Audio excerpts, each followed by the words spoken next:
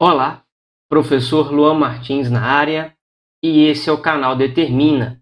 Trago hoje para vocês a correção da semana 4 do PET 5 de matemática do 8º ano. Pessoal, se você ainda não é inscrito no canal, peço que se inscreva e ative o sininho para receber notificações futuras. Sempre que um vídeo novo for publicado no canal, você será o primeiro a saber. Então vamos para a correção da número 1. O preço de 1 litro de leite é R$ 3,00. Complete a tabela abaixo e responda se as duas grandezas, quantidade do produto e preço total a pagar, são diretamente ou inversamente proporcionais.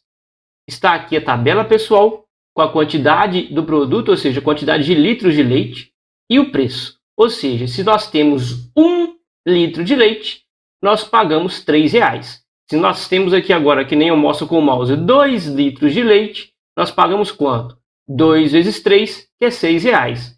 Se nós tivéssemos 3 litros de leite, nós vamos pagar 3 vezes 3, que é R$ 9,00. 4 litros de leite, 4 vezes 3 é R$ 12,00. 5 litros de leite é 5 vezes 3, que é R$ 15,00. 6 litros de leite é 6 vezes 3, que é R$ 18,00. E 12 litros de leite, que é 12 vezes 3, que é R$ 36,00. E por último, 24 litros de leite, que nos dá 24 vezes 3, R$ 72,00, pessoal, como eu mostro na animação.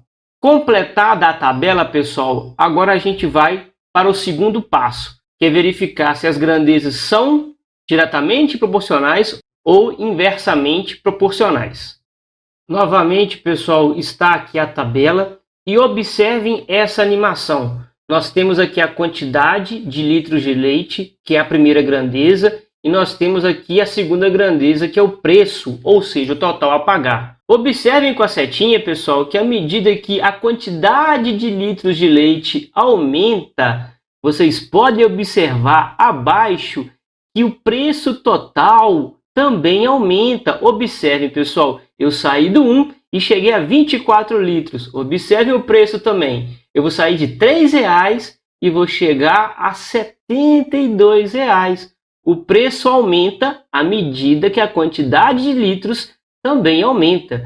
Isso é característica principal das grandezas diretamente proporcionais, pessoal. Se uma aumenta, a outra também tem que aumentar na mesma proporção. Por isso, podemos caracterizar que essas grandezas, quantidade do produto e o preço total a pagar, são grandezas diretamente proporcionais. Há uma outra forma de verificarmos isso, pessoal, que eu apresentarei na tela seguinte. Observem. Nós já sabemos que elas são grandezas diretamente proporcionais, mas para verificar se são ou não, uma outra forma é dividir uma grandeza pela outra. Eu vou dividir o preço pela quantidade de litros de leite. E esse resultado, pessoal, essa divisão tem que ser uma constante. Observem. Vou dividir que todas. Dividir R$ 3,00 por quanto? Por 1 litro de leite. Dividir 6 por quanto? Por 2 litros de leite. Observem que eu fiz a divisão coluna por coluna dessa tabela. R$ 9,00 dividir por 3 litros de leite. E se você observar as outras divisões, todas essas razões aqui, pessoal, nos dão quanto? Nos dão a constante 3, tá bom? Isso é uma outra característica das grandezas diretamente proporcionais. Vamos agora, pessoal, resolver a questão número 2. A tabela abaixo relaciona duas grandezas inversamente proporcionais. Observem aqui, pessoal, que o comando da questão já nos afirmou: as grandezas são inversamente proporcionais. No decorrer do exercício, eu explicarei o que é isso. As grandezas são velocidade média e tempo, para uma distância percorrida de 600 km, ou seja, existe uma distância fixa percorrida de 600 km. E quero mostrar para vocês, pessoal, que tem um comando maior na questão aí, no PET de vocês, que eu não coloquei aqui, mas eu vou explicar através da animação. Nós sabemos pela cinemática e a física que a fórmula da velocidade V é igual a quanto? É igual a distância dividido pelo tempo, pessoal. Nós podemos manipular essa fórmula aqui, pessoal, da velocidade e criar outras duas fórmulas, como, por exemplo, a distância, que é velocidade vezes o tempo. Pegamos esse tempo aqui e multiplicamos por V aqui, pessoal, em x ou em cruz, depende da sua interpretação. Então, pessoal, quando a gente quer saber a distância percorrida, basta multiplicar a velocidade vezes o tempo. Observe aqui, pessoal, que nós temos aqui na coluna, a primeira coluna aqui possui aqui velocidade média e o tempo. Se vocês multiplicarem 20 vezes 30 aqui, pessoal, vai dar 600 km, que foi a distância que disse o comando da questão. Outra fórmula que podemos criar, pessoal, é do tempo. O tempo é igual a distância dividido pela velocidade. Tá ok, pessoal? Vamos continuar depois dessa explicação. Observe o seguinte. Agora é com a gente, ó. Agora é com você. Complete o tempo em horas na tabela acima, no caso a tabela aqui agora abaixo, né? E responda se as duas grandezas, velocidade e tempo, são diretamente ou inversamente proporcionais.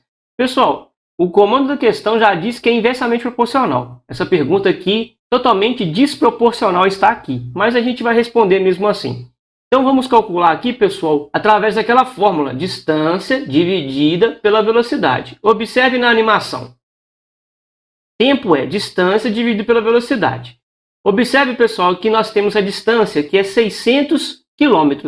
E vamos dividir por quem? Na primeira coluna aqui, pessoal, por 30, que é a velocidade. E 600 dividido por 30 nos dá quanto? Nos dá 20. 20 o quê, pessoal? 20 horas, tá ok? Agora nós vamos fazer agora para a velocidade de 40 km por hora.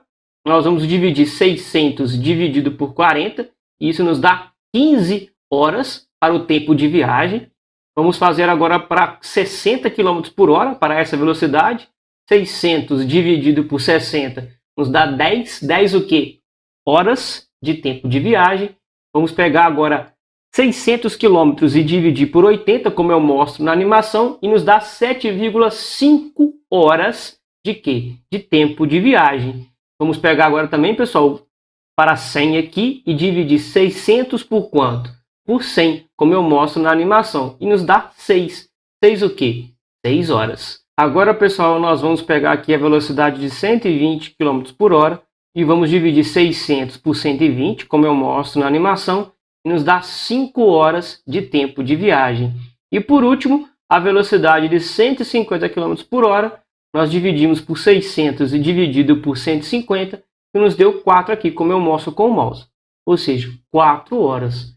E quero que vocês observem, pessoal, que à medida que nós aumentamos a velocidade, como eu mostro com a setinha, pessoal, olha só, 100, 120, 150, o tempo gasto para a viagem, ele diminui, ó, 30 horas, 20 horas, 15 horas, 10 horas, até chegarmos no tempo de 4 horas de viagem, pessoal, como eu mostro nesta animação. Isto daqui, pessoal, é característica principal das grandezas inversamente proporcionais, ou seja, velocidade média e tempo. Quando aumentamos a velocidade média, nós diminuímos o tempo, a grandeza tempo. Então, quando uma grandeza aumenta, a outra automaticamente diminui proporcionalmente. Ok, pessoal? Logo, essas grandezas são inversamente proporcionais, como já disse o comando da questão. Vamos agora, pessoal, para a questão número 3. Escreva a expressão algébrica que representa a situação descrita a seguir, empregando a letra P para representar o preço de 1 litro de leite. Comprei 4 litros de leite, paguei com uma nota de R$20 e recebi R$4 de troco. Encontre o preço do litro de leite e responda as perguntas abaixo. Depois a gente vai fazer isso daqui. Mas quero destacar para vocês, pessoal, que nós não vamos escrever uma expressão algébrica. Nós vamos escrever uma equação. Há uma relação de igualdade aqui entre duas expressões algébricas. Expressão algébrica não é equação, e nesse caso nós temos uma equação. Observem na animação. Nós sabemos que devemos utilizar a letrinha P para representar o preço do litro de leite. Então observem. Comprei 4 litros de leite. Observe na animação. Coloquei de vermelho aqui. Se você comprou, pessoal, você está devendo. Ou seja, a representação algébrica disso daqui, dessa frase, é menos 4p. Se você comprou 4 litros de leite, você deve 4 vezes quem? Que nem eu mostro na animação aqui. Vezes o P, que é o preço do litro de leite. E como você deve, pessoal, é negativo. Vamos continuar a animação. Agora, paguei com uma nota de 20.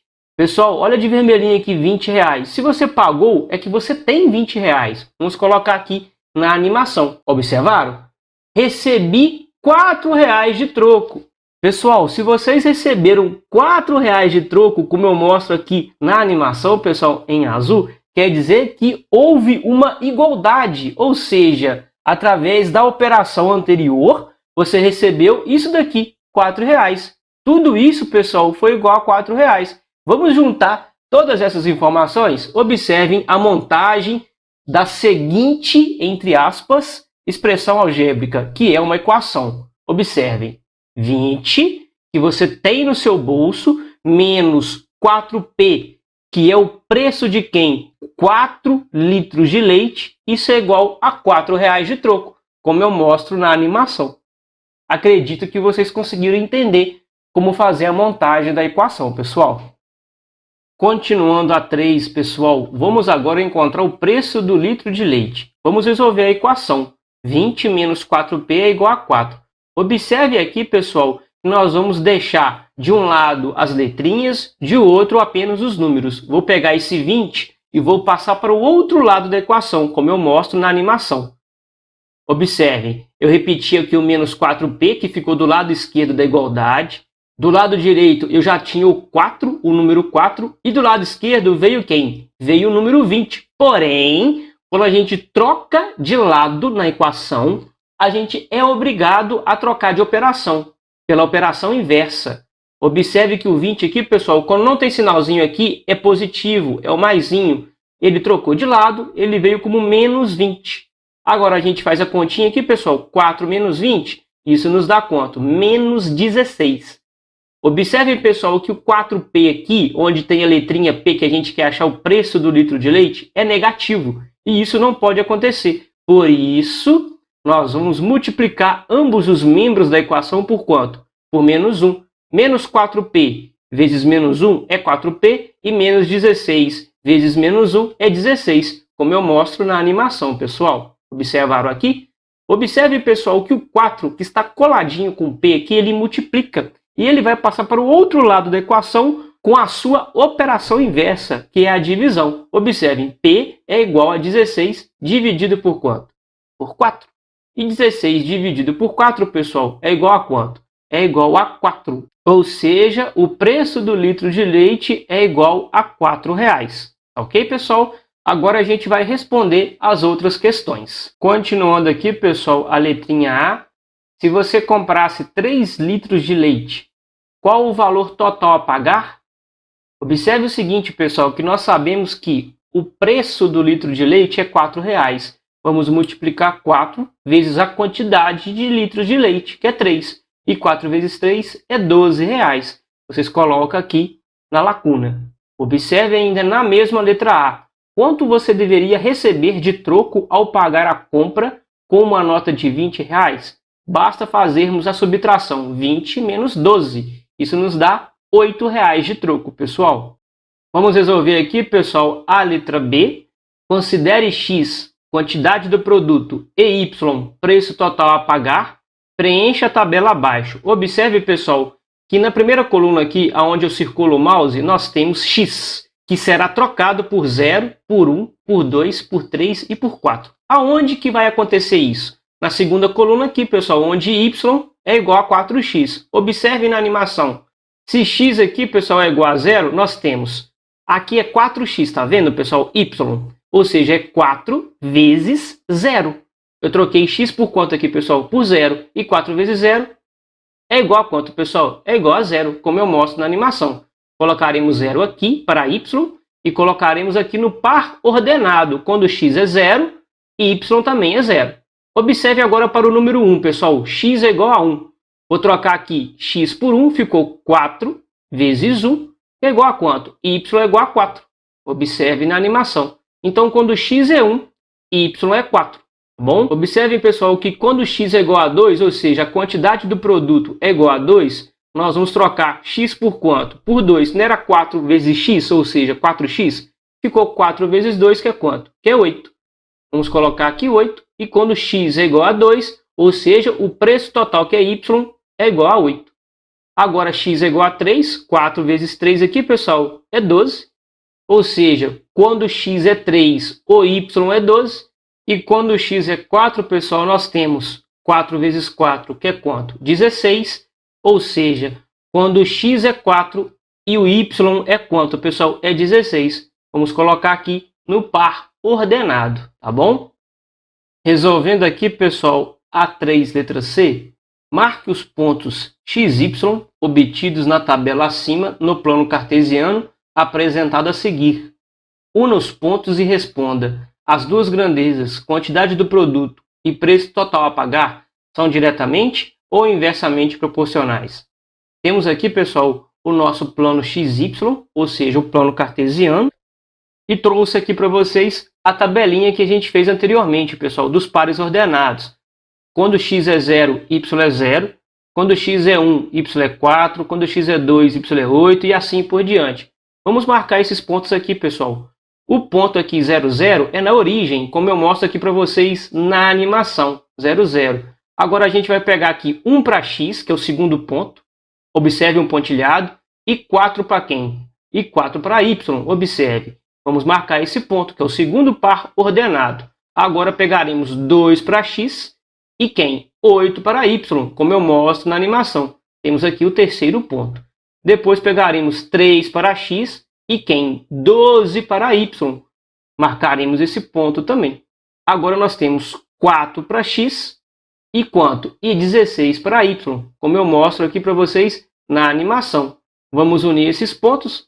Os pontos estão unidos, pessoal. E observe o seguinte, pessoal. À medida que você vai aumentando aqui a quantidade do produto, que é a variável x aqui, pessoal, 1, 2, 3, 4, o preço total a pagar também aumenta.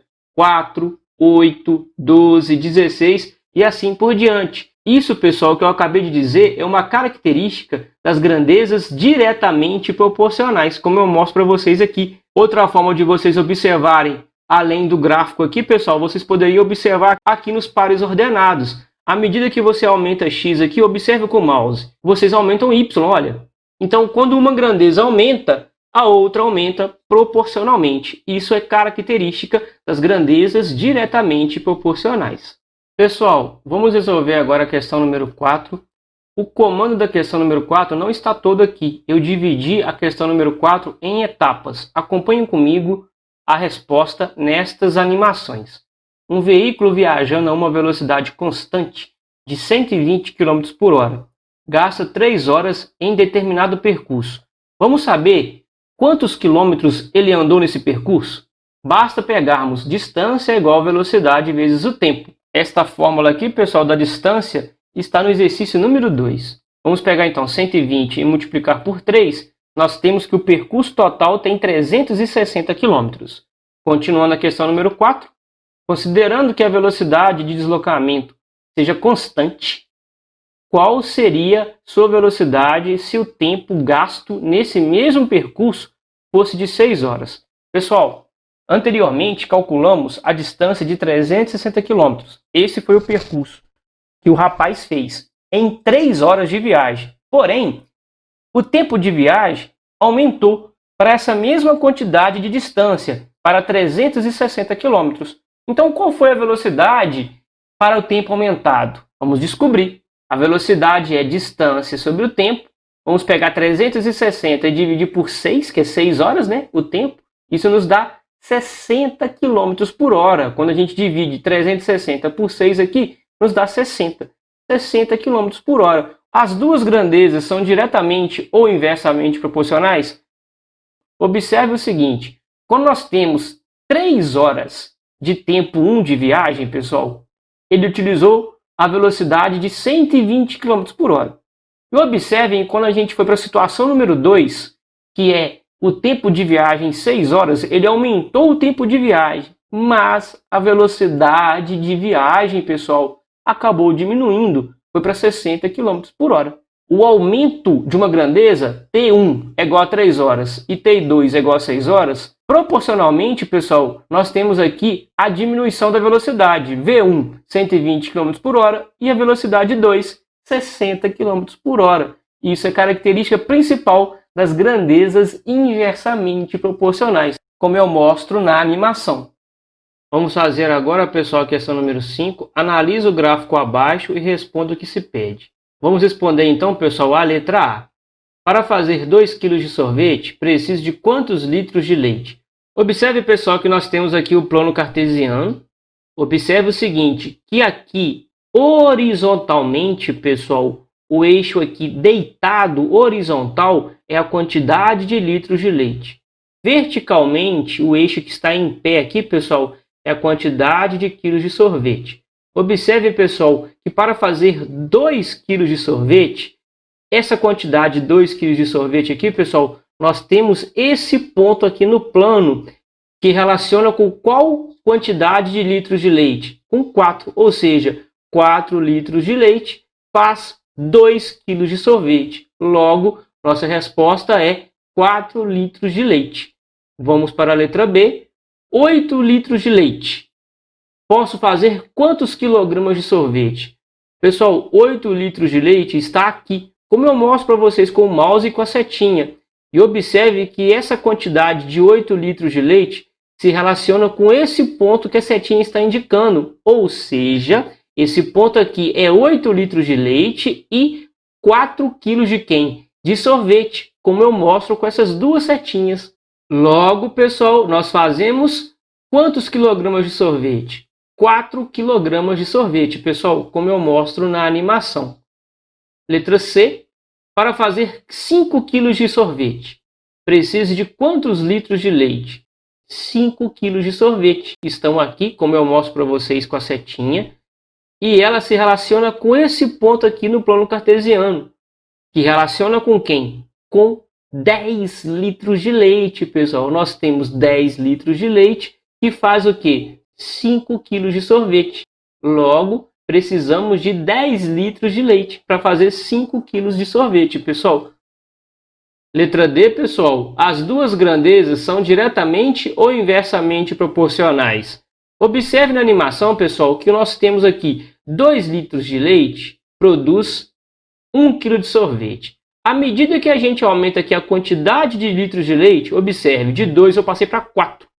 E eu aumentei também, proporcionalmente, a quantidade de quilos de sorvete, que foi para 2. Observe, se eu aumentar de novo litros de leite e for para 6 litros de leite, a minha produção de sorvete aumenta também. E vai para 3 quilos de quem? De sorvete. Nós podemos ver assim, pessoal, que à medida que nós aumentamos a quantidade de litros de leite, a grandeza, quantidade de quilos de sorvete também aumenta. Isso é característica principal das grandezas diretamente proporcionais. Vamos resolver aqui, pessoal, a letra E. Com 100 litros de leite, posso produzir quantos quilogramas de sorvete? Eu quero que vocês, pessoal, para poder entender esta animação, vocês observem apenas a quantidade. Observem, pessoal, que quando nós temos 2 litros de leite, 2, como eu mostro aqui na animação, eu produzo 1 quilo de sorvete. Ou seja, a quantidade de sorvete é a metade da quantidade de quem? Dos litros de leite. Observe o seguinte, ó, vamos lá. 4 litros de leite. Ou seja, qual é a metade de 4? 2 quilos de sorvete.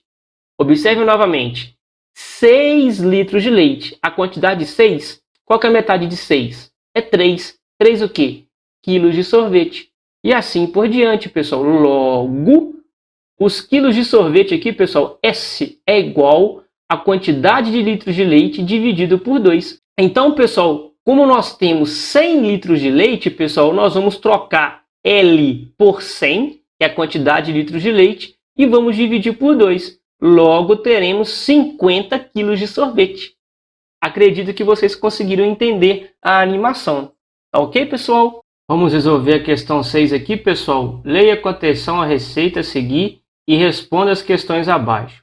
Peço que vocês pausem o vídeo, pessoal, e leia a receita aqui, tá? Não esqueçam de gravar, que a receita aqui, ela contempla 5 pessoas, tá bom, pessoal? E também gravem muito bem aqui, pessoal, os ingredientes e a quantidade de ingredientes utilizados. Vamos à letra A. Para se fazer 2 bolos utilizando essa receita, precisa-se de quantos copos de farinha de trigo? Observe aqui, pessoal. Fazer 2 bolos significa que teremos que dobrar a quantidade de todos os ingredientes. Para fazer um bolo, precisamos de 2 copos de 200 ml de farinha de trigo. Como serão feitos 2 bolos, pessoal? Para fazer 2 bolos, precisamos de 2 vezes 2, basta multiplicar. 2 vezes 2, 4 copos de farinha de trigo de quê? De 200 ml. Colocamos aqui no resultado, aqui na lacuna, tá bom, pessoal? 4 copos. Letra B. Para servir 40 pessoas, precisa-se fazer quantos bolos seguindo essa receita? Observe o seguinte, pessoal. Fazer um bolo é servir 5 pessoas. Isso estava naquela receita, pessoal. Então, pessoal, basta dividirmos 40 por 5. Tá bom, pessoal? Quando dividimos 40 pessoas por 5, nós teremos que fazer 8 bolos, pessoal. Pois cada bolo contempla 5. 8 bolos, 8 vezes 5, 40 pessoas. Logo, a resposta é 8 bolos. Letra C. Mamãe fez a receita do bolo para servir de lanche aos meus colegas. Ela usou uma dúzia de ovos. Quantos bolos ela fez? Pessoal, ela usou uma dúzia de ovos, sendo que é necessário apenas 3 ovos para produzir o quê? Um bolo. Ou seja, acredito eu que ela aumentou proporcionalmente todos os ingredientes para usar uma dúzia de ovos. Logo, pessoal, observem. Fazer um bolo nesta receita é utilizar 3 ovos. Considerando que todos os ingredientes aumentaram proporcionalmente, vamos dividir aqui 12 ovos por 3, pessoal, e nós fazemos assim 4 bolos. Tá ok, pessoal? Pois cada receita utilizamos 3 ovos. Logo, nós temos aqui 4 bolos como resposta. Continuando a letra C. Quantas pessoas podem ser servidas com os bolos feitos pela minha mãe? Se ela fez 4 bolos, pessoal, nós sabemos que cada bolo feito serve 5 pessoas. Logo, basta multiplicarmos 4 vezes 5. Assim, 20 pessoas serão contempladas. 4 vezes 5 é igual a 20. Respondemos aqui também na lacuna, pessoal. 20 pessoas serão contempladas, serão servidas. Letra D. Dispondo de todos os demais ingredientes em quantidade suficiente, com 1 litro de leite, posso fazer quantos bolos? Pessoal, nós sabemos que para fazer um bolo, precisamos de 1 copo de 200 ml de leite. Ou seja, estava isso no comando da questão. Logo, pessoal, 1 litro de leite nós sabemos que é igual a 1000 ml, ou seja, a 1000 mililitros. Vamos pegar 1000, pessoal, e dividir por 200, que é a quantidade necessária para fazer um bolo. 1000 dividido por 200, pessoal, isso nos dá 5 bolos que serão feitos. Vocês preenchem aqui na lacuna de vocês também, pessoal, 5 bolos. Pessoal, para quem pensou que as atividades terminaram na questão número 6, ficou enganado. Nós temos ainda no PET esse leia e reflita. A gente vai ler e vai refletir e vai responder essas perguntas aqui, pessoal. Primeira pergunta, diâmetro. Qual o diâmetro da forma de bolo? Compare essa medida com a forma de bolo se você tiver em sua casa. As medidas são iguais ou tem diferença? A primeira coisa, pessoal, eu vou responder para vocês. O diâmetro da forma de bolo é de 20 centímetros. Eu vou destacar para vocês, pessoal, o que vem a ser o diâmetro da forma de bolo. Está aqui, pessoal, uma forma de bolo circular. Observem, pessoal, que o diâmetro é esse segmento aqui. Nesse caso aqui, pessoal, a base dessa forma é circular, né? E o diâmetro vai passar pelo quê? Pelo centro desse círculo ou da circunferência, pessoal, como eu mostro aqui na animação. E isso daqui tem 20 centímetros. Para comparar essa medida com a forma de bolo da sua casa, aí, pessoal, se você tiver uma forma de bolo circular, você pega uma régua e tenta medir o diâmetro. Tenta achar no olhômetro o centro do círculo, da forma de bolo que se você tiver circular, né? Tenta achar esse centro e meça o diâmetro e compare. Aí você vai responder se são iguais ou se são o quê? Diferentes. Se você, pessoal, tiver uma forma de bolo, aquela retangular, basta você responder: não possuo forma de bolo igual à da receita, ou seja, circular. Ok, pessoal? Continuando. 200 ml. Verifique se você tem um copo de 200 ml em sua casa e compare com a medida usada para medir a quantidade de leite da receita do bolo. Nós temos aqui, pessoal, um copo. Esses copos aqui são conhecidos como copos americanos e eles possuem 200 ml. Acredito que você tenha um copo desse na sua casa, tá bom? E observem também, pessoal, que podemos notar que este copo serve para utilizarmos para medir a quantidade de leite da receita de bolo, pessoal. Lembrem-se, essa resposta aqui foi o que eu dei, pois ele pediu para a gente comparar este copo com a quantidade de leite da receita de bolo. E a quantidade de leite da receita de bolo é 200 ml, pessoal. Vamos continuar aqui o comando da questão. Pegue uma caixa de 1 litro de leite vazia e tente colocar 1 litro de água usando o copo de 200 ml. Vamos lá, pessoal. Vamos pegar a caixinha aqui, junto com o copo, né? Essa aqui é a caixinha de 1 litro de leite. E no caso, vocês irão pegar, pessoal, água com esse copo de 200 ml e irão encher aqui, pessoal, a caixinha de leite vazia. Vamos continuar aqui, pessoal, o comando da questão. Quantos copos de água foram necessários para encher a caixa de 1 litro de leite? Ô, pessoal, nós já fizemos essa divisão anteriormente. 1 litro é 1000 mililitros. E vamos dividir por 200. Quando a gente faz isso, pessoal, nós temos 5 copos serão necessários para encher o quê? A caixinha de leite. Por quê, pessoal? Porque 1000 aqui é a capacidade da caixinha de leite. E nós vamos dividir pela capacidade de quem? Do copo, que é 200 ml. Por isso que deu 5 copos, pessoal. Faz o teste aí e me responda nos comentários. Continuando aqui, pessoal, claras em neve. O que significa claras em neve na receita? Como você pode fazer isso? Pessoal, eu andei pesquisando, eu nunca fiz bolo na vida, mas eu andei pesquisando. Observe, as claras em neve são importantes para as receitas. Elas fornecem mais leveza, ou seja, deixam as massas muito mais fofas.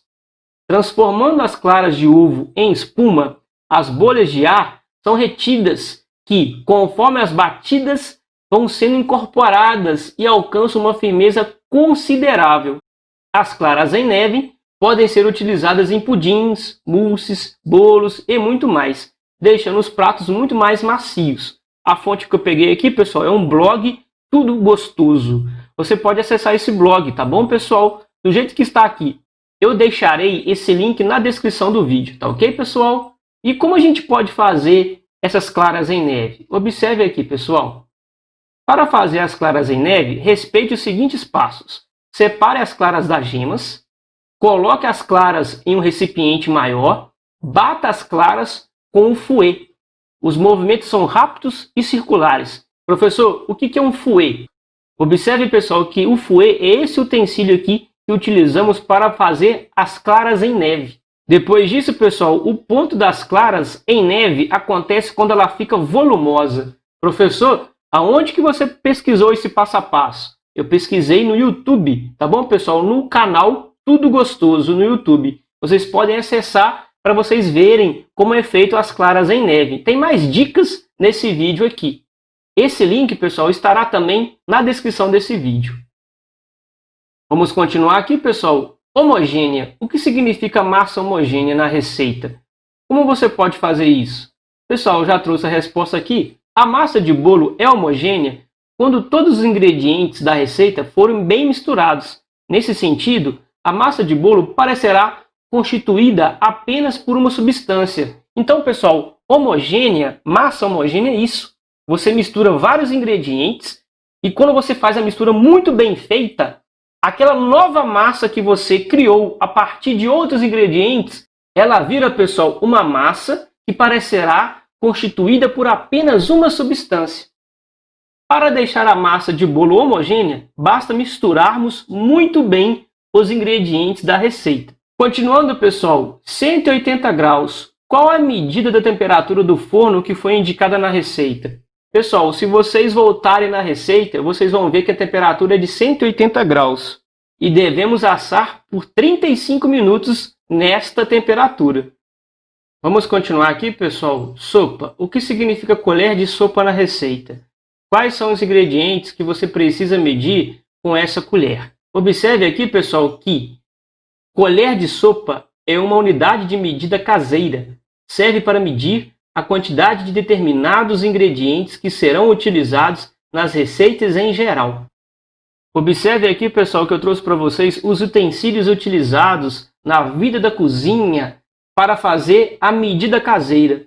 Nós temos aqui o copo americano de 200 ml, o copo de requeijão, a colher de sopa, a colher de sobremesa, a colher de chá, a colher de café, a xícara de chá e a xícara de café. Essas informações, pessoal, vocês encontram nesse site aqui, pessoal, Meta a Colher. Tá bom, pessoal?